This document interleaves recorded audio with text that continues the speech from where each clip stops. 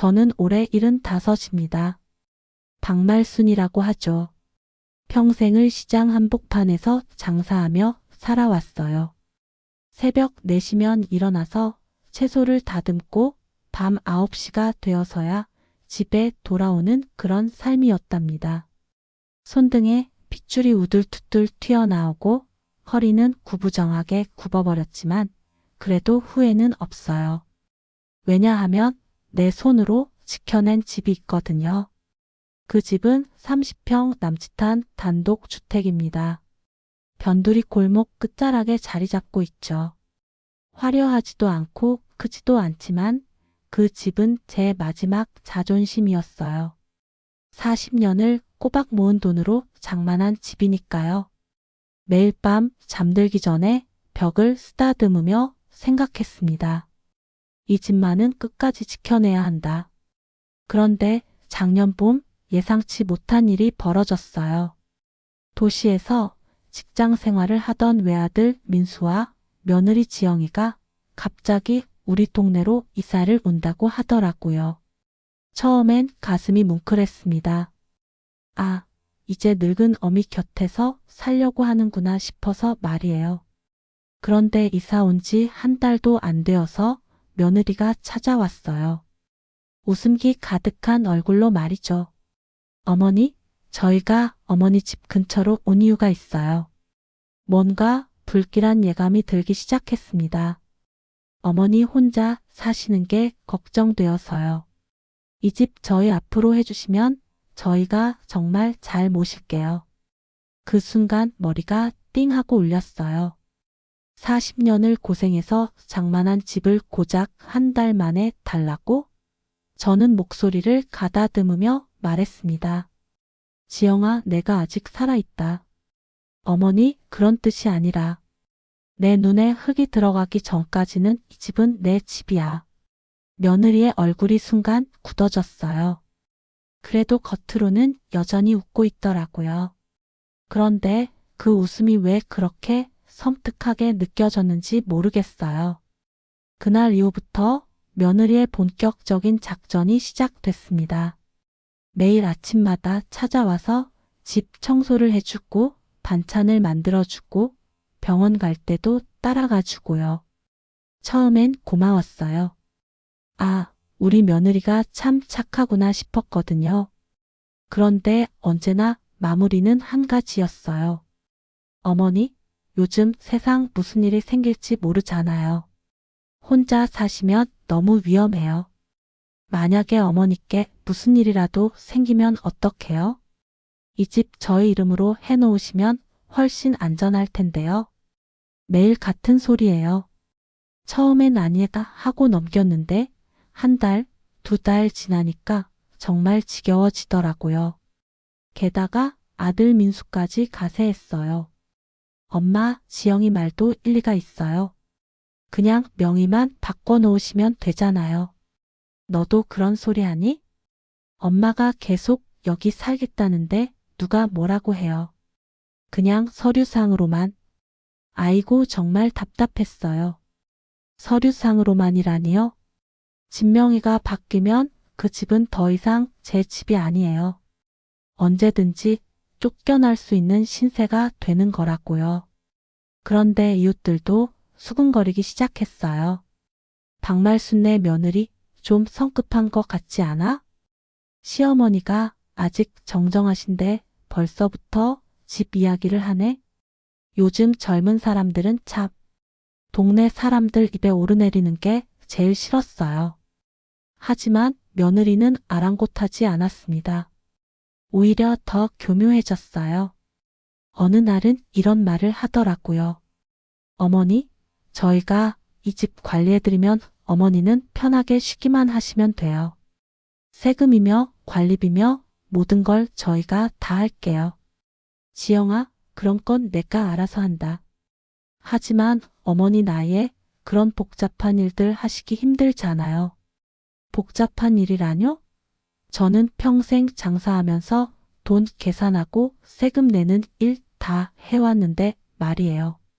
그런데 갑자기 나이가 들었다고 못한다는 게 무슨 소리예요? 점점 화가 나기 시작했습니다. 하지만 꾹 참았어요. 아들 앞에서 며느리와 싸우는 꼴은 보이고 싶지 않았거든요. 그런데 며느리는 더 대담해졌어요. 친구들을 집에 데려와서는 이런 말을 하더라고요. 우리 시어머니 집이야. 곧 우리가 관리하게 될 거야. 곧 우리가 관리하게 될 거라니요? 저는 아직 살아있는데 말이에요. 그날 밤 잠이 안 왔습니다. 며느리의 그 말이 계속 귓가에 맴돌더라고요. 드디어 터질 날이 왔어요. 어느 일요일 저녁 온 가족이 모여 식사하는 자리였습니다. 며느리가 갑자기 심각한 표정을 지으며 말을 꺼냈어요. 어머니, 솔직히 말씀드릴게요. 어머니 혼자 이 큰 집에 사시는 게 정말 위험해요. 지영아, 아니에요. 정말 진심으로 걱정되어서 하는 말이에요. 요즘 뉴스 보세요. 혼자 사시는 어르신들 사고 얼마나 많이 나는데요. 그런 걱정은 안 해도 된다. 어머니, 저희가 이 집을 관리하면 훨씬 안전해요. 보안시설도 제대로 하고 응급 상황에도 바로 대처할 수 있고요. 목소리가 점점 높아졌어요. 저도 더 이상 참을 수 없었습니다. 그 집은 내 마지막 남은 거야. 내가 평생 고생해서 장만한 집이라고. 어머니, 누가 빼앗으려고 해요? 저희가 관리만 해드리겠다는 거예요. 관리는 무슨 관리야? 명의를 바꾸라는 거 아니야? 그래야 법적으로 보장되잖아요. 내 눈에 흙이 들어가도 못 준다. 그 순간 며느리가 확 일어나면서 밥그릇을 밀어버렸어요. 정말 답답해 죽겠네요. 어머니를 위해서 하는 일인데 왜 이렇게 고집이세요? 밥알이 사방으로 흩어졌어요. 국물이 바닥에 쏟아졌고요. 며느리는 울면서 집을 나가버렸습니다. 아들 민수는 그 자리에 멍하니 앉아있더라고요. 엄마, 민수야, 너도 엄마가 이상하다고 생각하니? 그런 게 아니라. 그럼 뭐야? 민수는 한참 동안 말을 못하더니 결국 이런 말을 했어요. 엄마도 좀 생각해 보세요. 지영이도 어머니 걱정해서 하는 말이에요. 그날 밤 저는 혼자 흩어진 밥알을 줍다가 울었어요.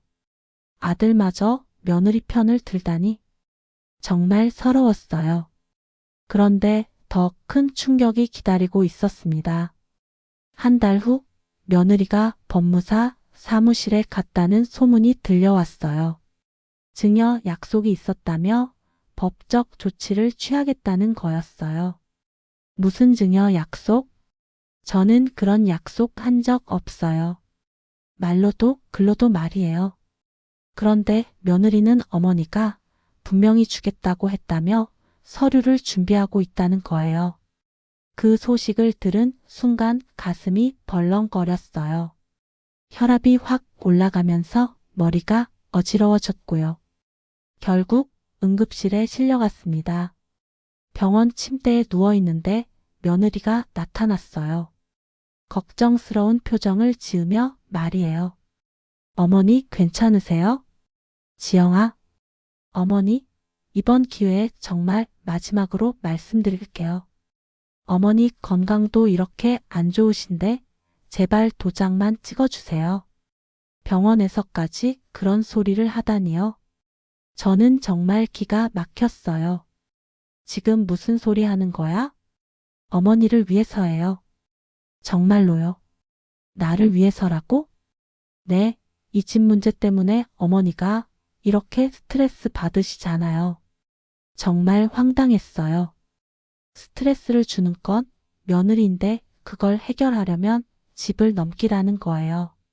그런데 더 황당한 건 이웃들의 반응이었어요. 아니, 시어머니가 병원에 누워있는데 무슨 소리야? 요즘 젊은 사람들 정말 모렴치 않네. 박말순 씨가 평생 고생해서 모은 집인데 말이야. 동네가 시끄러워졌어요. 며느리는 온 동네에서 욕을 먹기 시작했고요. 아들 민수도 체면이 구겨졌어요. 회사에서도 흉을 봤다더라고요. 그런데 정말 놀라운 일이 벌어졌습니다. 며느리가 법무사와 함께 등기소에 가서 집 등기부를 확인했는데 거기서 충격적인 사실을 알게 된 거예요. 제가 몇 년 전에 이미 집 일부를 임대 사업용으로 전환해 뒀더라고요. 그리고 그 수익은 동네 노인복지회에 기부하기로 계약되어 있었고요. 즉, 며느리가 아무리 법적 조치를 취해도 집을 자기 이름으로 돌릴 수 없는 상황이었던 거예요. 며느리는 그 사실을 알고 난 후 완전히 달라졌어요. 화를 내며 소리를 지르더라고요. 어머니가 우리 몰래 이런 일을 하셨다고요? 내 집 내 마음대로 하는 게 무슨 잘못이야? 그럼 우리는 뭐예요? 우리는 아무것도 아니라는 거예요? 너희는 너희 살 길을 찾아라. 아들 민수도 그제야 진실을 알게 됐어요. 어머니가 단순히 고집을 부린 게 아니라 나름의 계획이 있었다는 걸 말이에요. 엄마 정말 죄송해요. 저와 지영이가 너무 경솔했어요. 민수야, 너는 내 아들이니까 괜찮다. 하지만 앞으로는 함부로 판단하지 마라. 네, 엄마. 정말 반성하고 있어요. 그런데 며느리는 끝까지 불만을 토했어요. 정말 이해할 수 없어요. 가족인데 왜 이렇게까지 해요? 지영아, 가족이라고 해서 내 인생을 함부로 가져갈 수는 없는 거야. 하지만은 없어. 나는 내 방식대로 살겠어. 결국 며느리는 집을 나갔어요. 민수와 이혼한다고 하더라고요. 처음엔 마음이 아팠어요. 그래도 며느리였는데 말이에요. 하지만 시간이 지나니까 오히려 속이 시원했습니다. 민수는 어머니와 함께 남았어요. 그리고 우리는 다시 관계를 회복했답니다. 엄마, 제가 정말 바보였어요. 민수야, 바보는 아니야. 다만 세상을 너무 단순하게 본 거지. 앞으로는 엄마 말씀 잘 들을게요. 말만 듣지 말고 엄마 마음도 이해하려고 노력해라. 이제 저는 혼자 살고 있어요. 아니, 정확히는 혼자가 아니에요. 이 집이 있으니까요. 이 집은 단순한 부동산이 아니에요. 제 인생 그 자체예요. 매일 밤 잠들기 전에 벽을 쓰다듬으며 생각해요. 재산은 돈이 아니라 내 인생이야. 그걸 함부로 뺏으려고 하지 마라. 요즘 젊은 사람들은 부모 재산을 당연하게 생각해요. 마치 자기들 것인 양 말이에요. 하지만 그건 부모가 평생을 바쳐 이룬 성과예요. 그 무게를 함부로 가져갈 수는 없는 거라고요. 물론 자식들 걱정하는 마음은 이해해요. 하지만 걱정한다고 해서 부모의 삶을 무시할 수는 없어요. 부모도 자기만의 인생이 있고 자기만의 계획이 있거든요. 진짜 효도는 말로 하는 게 아니에요. 부모의 삶을 존중하고 이해하려고 노력하는 게 진짜 효도예요. 무조건 따르라는 게 아니라 왜 그런 선택을 했는지 생각해 보라는 거예요. 저는 이 집에서 계속 살 거예요. 제가 마지막 숨을 거둘 때까지 말이에요. 그리고 그 후에 이 집이 어떻게 될지는 그때 가서 생각하겠어요. 지금은 그냥 이 집과 함께 있는 시간들이 소중해요. 아침에 일어나서 창문을 열고 마당에 꽃들에 물을 주고 저녁에는 대문 앞에 앉아서 동네 사람들과 담소를 나누는 그런 평범한 일상들 말이에요. 혹시 이야기를 듣고 계신 분들 중에 비슷한 상황에 계신 분이 있다면 한 가지만 기억해 주세요. 부모의 재산은 부모 것이에요. 자식이라고 해서 당연히 물려받을 권리는 없어요. 그건 부모의 선택이고 부모의 결정이에요. 그리고 부모 세대에게는 그 재산이 단순한 돈이 아니라 인생의 증거라는 걸 이해해 주세요. 평생을 바쳐 이룬 성과를 함부로 넘겨달라고 하면 마음이 아픈 건 당연해요. 대신 부모가 편안하게 살 수 있도록 도와주세요. 집착하지 말고 강요하지 말고 그냥 옆에서 지켜봐 주세요. 그게 진짜 사랑이고 진짜 효도예요. 저는 오늘도 제 집에서 편안하게 잠들 거예요. 내 손으로 지켜낸 이 집에서 말이에요. 그리고 내일 아침에도 이 집에서 눈을 뜰 거고요. 그것만으로도 충분히 행복합니다.